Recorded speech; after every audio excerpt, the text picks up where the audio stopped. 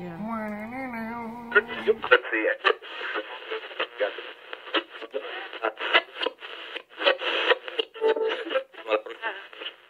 Ready? Yeah. Okay. What is going on, y'all? Welcome to the first ever Movie News and Reviews.us podcast, Take 2.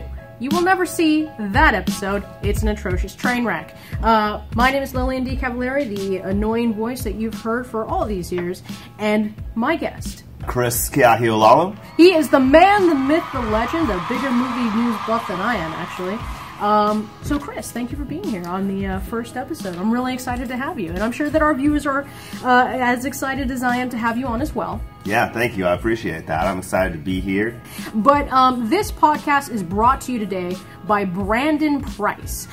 The equipment that we see here, the stands, the cords, the cables, are specifically brought to you by BandiT. He is an all-star patron saint of this channel, and if you yourself would like to contribute so that we can have more things going on more frequently, more often, please become a Patreon of ours. It would really help us out. So thank you so much, Brandon.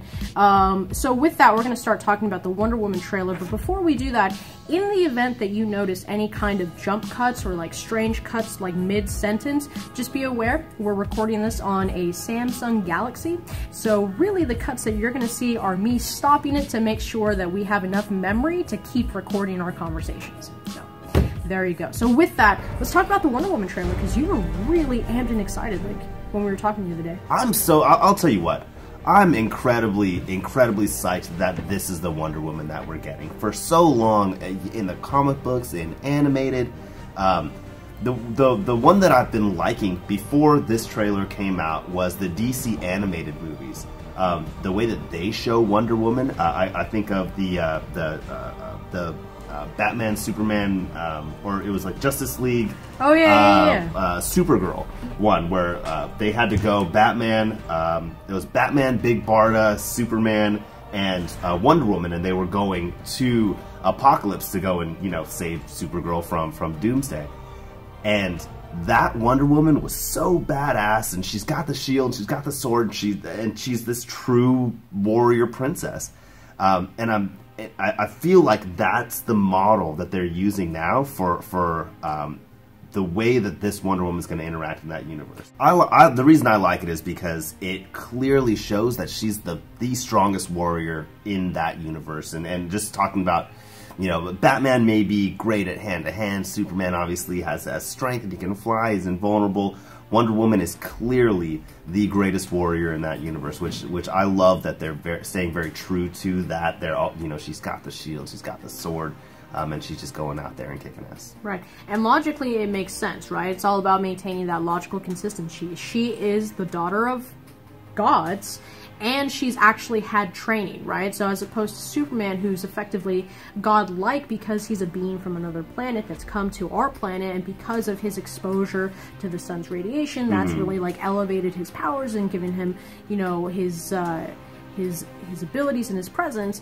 Diana she is literally the spawn of gods and has had ample training for centuries. So yeah, it is logically consistent overall. But I would say that the Batman is not really a great comparison, because we know what his superpower is now, right? He's rich. Yeah. Yeah. So after watching the Wonder Woman trailer, particularly the Origins trailer, there was a number of things that really stood out to me. I think that seeing more of the characters, how they interact with each other, the relationship between Gal Gadot and Chris Pine, as well as with the people that are on Themyscira. Robin Wright looks like a badass in this movie, though. I mean, she is ripped. She's far away from that Princess Bride, sweet young blonde girl, and she looks like she'll rip somebody's head right off. I can't wait to see her. That was her, wasn't it? Oh, as you wish. Holy shit! Oh my god! Yeah, totally. Just a fawn boy. Give me that picture, or bring me that picture. Bring me that picture is the word. Yeah. It's crazy. By the way, did you watch Justice League Dark? The anime? Yeah, of course. Are you kidding me? It was good. I'll tell you what, Swamp Thing was badass, man. Oh, I don't know that he's ever been like that powerful in the comics, but in that movie, man, when he's like basically flying through the air, chasing after the demon god or whatever his name was. Right.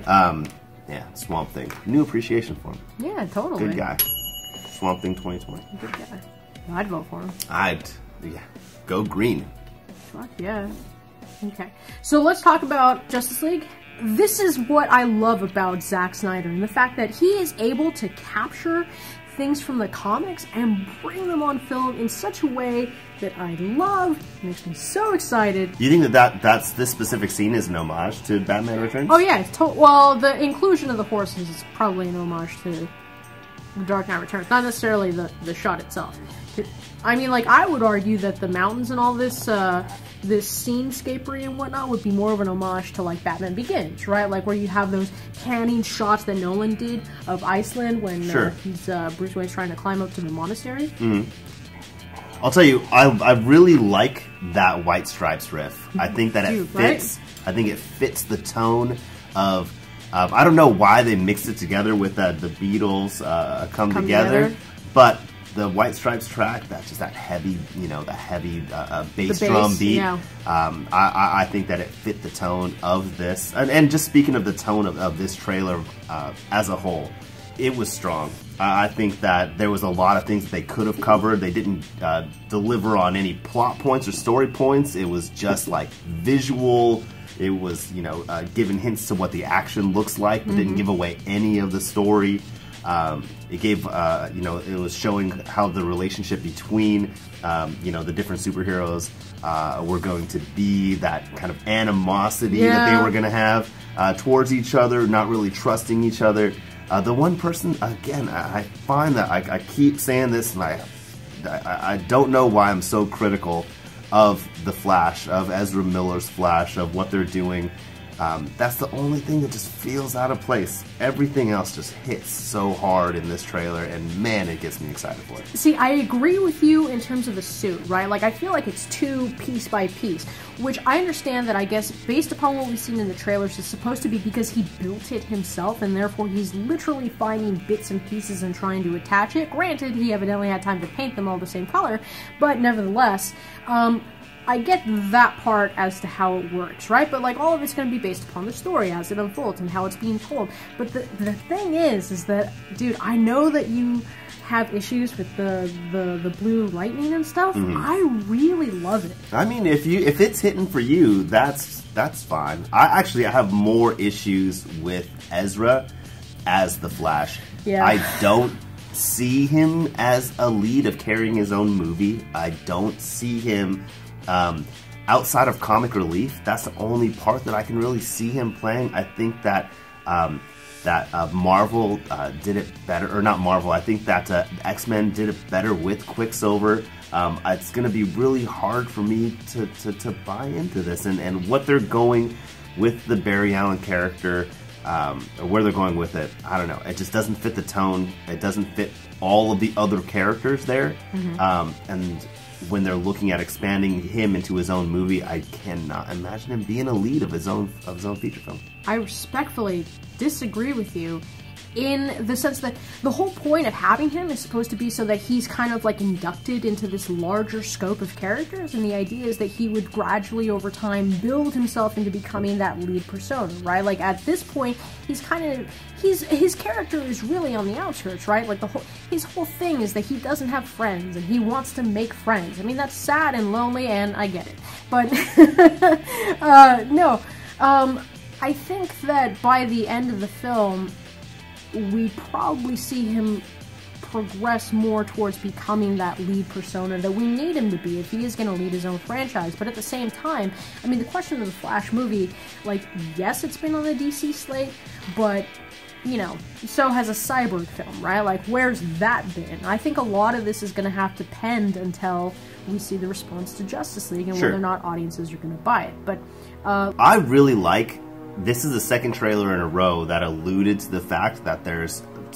Well, first off, if you're imagining that this is a world that everybody knows Superman exists in, and now you have these other people that are superpowered human beings, and all of these people are impressed that the Batman is actually real and not the boogeyman, right? That's true. This is the second trailer in a row where somebody came out and said, like, you're real? I'm real when I need to be. It's I love that mythos of the Batman is so strong, and again in previous iterations of you know, whether that's in the comics and the animated, I love it when Batman plays that role of somebody that not even the superheroes know that he exists, and that his legend is already so developed. So I really like that. Yeah, I agree with that too. Outside of that, what's the over-under that there's going to be something that controls all of the parademons, and there's going to be thousands of parademons all across the planet, and then when that one thing gets destroyed, then all the parademons... Oh, like the like Chitauri? just like like the Chitauri, like the Ultrons, like every other damn movie. I think it's greater than 60%. I think it's greater than 70%. Oh, wow. Aquaman, just, man, Jason Momoa. What a great casting. What I don't want to go too crazy and say visionary casting, but what a creative choice for the Aquaman that they're presenting for this universe. I'm psyched for him. You know, as a local boy, I'm glad that we have some representation in the world. He's Hawaiian. But I really like what they're doing with this Aquaman character. I think that it was an inspired casting choice, and they really went all in on it. So I think that every scene that I see him in looks fantastic. Oh yeah, 100% agree. Like, dude, way to subvert your expectations of Aquaman just being, you know, like the little weirdo that's riding those riding seahorses, talking to guppies. Yeah. Right? Just being so stupid. But no, it's like, here, he's a total badass. He's the kind of guy that you're just kind of like, dude, let's go get some enchiladas and grab some beers, man. Like, I'd love to do shots with you, you know? Sure. I wonder how they're going to introduce Superman, and maybe I'm getting ahead of myself. How are they going to introduce Superman into this dynamic? Somebody that's more powerful than all of them, that is such a Boy Scout, right? Such a, that doesn't have, like, personality flaws. Every single one, like Batman, obviously incredibly flawed. You can, you know, Aquaman is the beer swilling, you know, no problem getting into a bar fight kind of guy. Wonder Woman, we're gonna find out more about her as her solo movie comes out, and you know, you guys know my thoughts on Ezra Miller's Flash. Now, how does Superman join that dynamic? How do they all come together? How do they come together right now? How does that work? I can see how this is working with Justice League. I don't know how they do that moving forward. I'm excited to watch how they try it. Yeah, totally. Especially too, so Superman is allegedly, right, supposed to be the antagonist in this film, so it'd be weird to, oh man, you know. Is he? Yeah, because he's coming back in the black suit. That could be the, God, what was the name? What was he? The Eradicator? When he came back in the comics, he came back in the black suit. They're not gonna. Do you? I don't think they're gonna do the Death of Superman, Return of Superman storyline. They did the Death of Superman in the first one. Sort of. Kinda, sort of, not really. I love that though. You know, just the way that it moves, the action, it looks great. We're gonna have some good set pieces here. And that's all the time that we have today because we gotta go. But you guys are awesome. Thank you so much for watching. And remember, please subscribe so that you're notified in your newsfeed when the next video is uploaded. Please remember to give this video a like and share it about and help support this channel through Patreon and using any of the affiliate links in the description below. You people are awesome, as always. And thanks for watching.